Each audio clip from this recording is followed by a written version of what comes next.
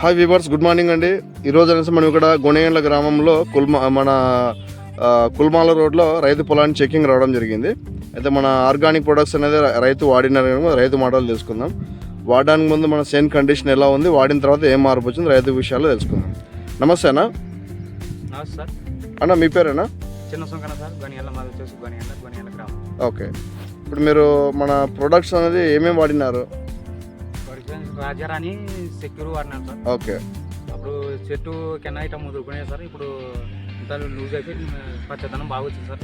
చెట్టు బాగా మందు బాగా పనిచేసింది కదా. వాడడానికి ముందు బాగా ఎక్కువ ఒత్తిడి అంటే మొక్క అంతా అవును సార్, డిమ్ము బాగా ఎక్కువ అనేది టైట్ ఉండేది. ఇప్పుడు అంతా లూజ్ అయిపోయి నీట్గా వచ్చింది సార్. పైన చెట్టు కూడా బాగా కనిపిస్తుంది కదా.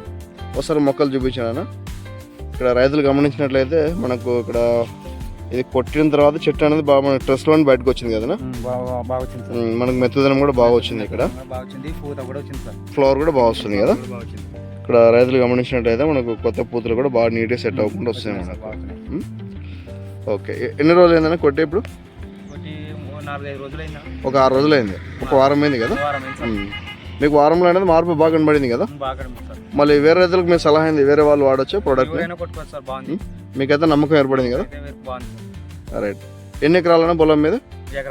ఎకరం బాగుంది. ఎన్ని ట్యాంకులు స్ప్రే చేసినారు? 11 ట్యాంకులు.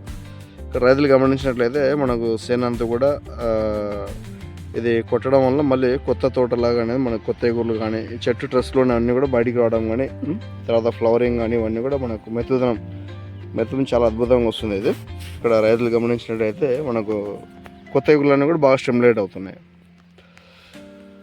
ఓకే అన్న, మళ్ళీ ఇక్కడ అంటే ఫ్లవరింగ్ అయితే బాగా సెట్ అవుతుంది.